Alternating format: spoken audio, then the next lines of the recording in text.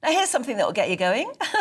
It's Prince Harry time. It's actually his birthday today. So. Happy birthday, Prince Harry. He turns 40 today, which is quite a milestone for us all, because we all remember him as a little baby boy when Princess Diana presented him for the first time outside on the steps of St Mary's, Paddington. And it was so lovely.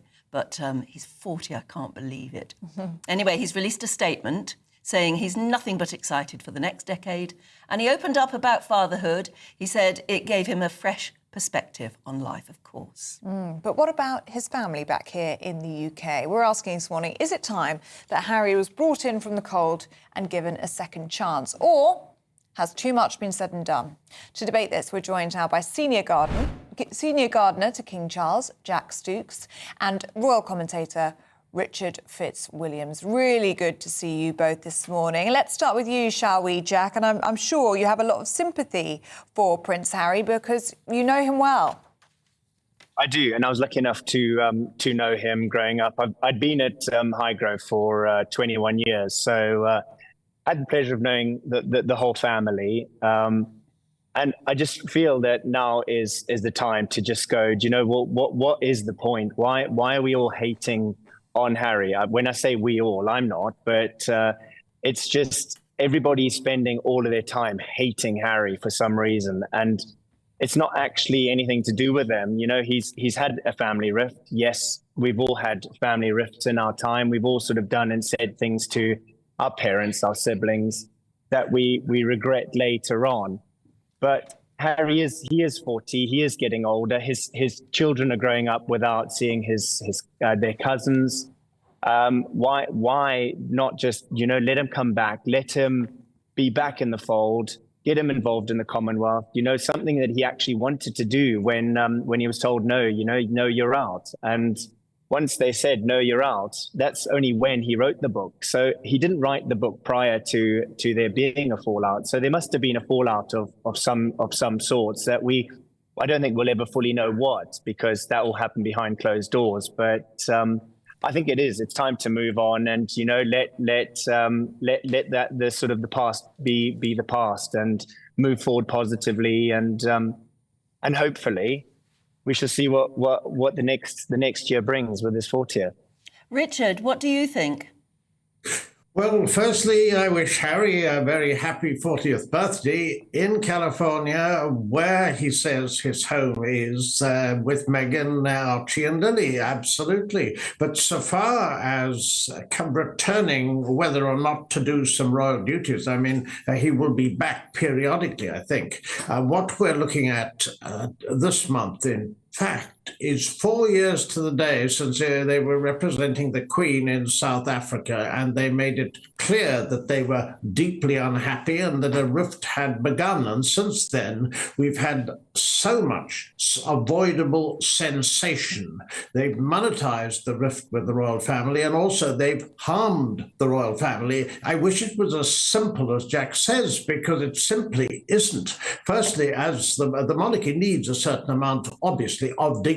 It's a pivotal part of our unwritten constitution. It would become nothing more than a circus if Harry returned and we'd had this on-off situation. Remember, he's trashed them in the Oprah interview, which did so much harm. Some recollections may indeed vary, but not on what they said on that. And then subsequently, there was the Harry and Meghan Netflix documentary, which the talking heads attacked the Commonwealth. They were given Commonwealth posts by the Queen, and they produced this. And then Spare and the interviews around it, that led to their eviction from Frogmore, because his attacks on Queen Camilla were considered out of order, and not to mention the sad rift with him and William. Before we've got reconciliation, there's a long way to go. It's obvious, because he and William didn't speak at Lord Fellowes' memorial. And the other problem, of course, is that, as I say, you need dignity for an institution.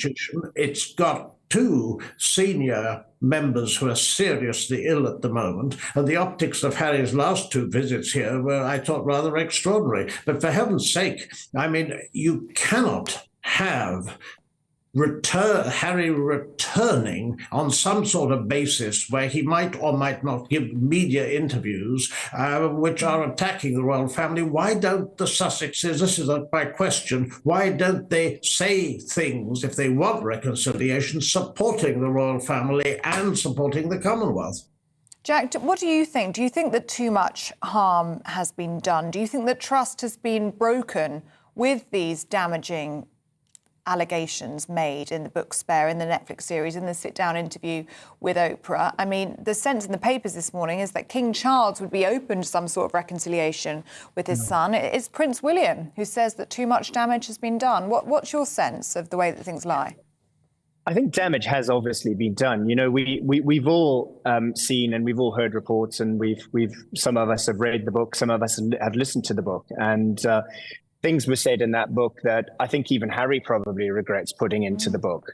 But it is, in hindsight, it is the past. You know, it's like we say, we all have made mistakes. And you know, he came out of England. He was pushed out the family, and he sort of thought, rightly or wrongly, he was pushed out the family. He left. He went to America, and he thought, do you know what? I want my side to be heard. And I've said it before. The press have vilified Harry, and he comes back for a visit, and you know, he might be coming back for brief visits that we have seen, and maybe he is trying to clear the air. Maybe he is trying to fix things that we don't quite see. But the minute he comes back, he's told, oh, he was only here for 5 minutes. What's Harry done? Why is he only here for 5 minutes? Jack, but if he comes back and he's 2 weeks, it's like, oh, why was Harry here for so long? And I think, you know, the hate that everybody has for Harry is come from somewhere. But what's the end game? I mean, do we all have to hate Harry for the rest of time? Or can we all just go, do you know, let's just, the mistakes are done. Let's move forward and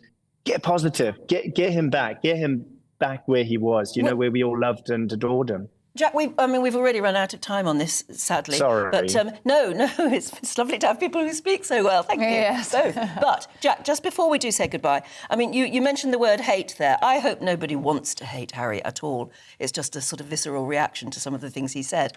But can we end on love? Because if there is any rapprochement to be made, it really depends on the love between Charles and Harry, his son, and hopefully between a basic, you know, fraternal love that there must still be somewhere between William and Harry. May I say, this should be settled privately. The Sussexes have this habit, they find the media irresistible. They must go on television to talk about things. That is not helpful and won't lead to reconciliation. What hopefully will, and I agree with Jack there, of course, nobody wants splits, and the rift is very, very deep indeed. We've seen this. But it must be done privately. The Sussexes must keep off the airwaves other than for positive, positive projects. Jack, final word. I just wanted to ask you, you must have seen the love between those three in your time with them. Yeah, completely. Amazing. I mean, great family. You know, they're all wonderful family. And we see that on a daily basis with the royals we see here.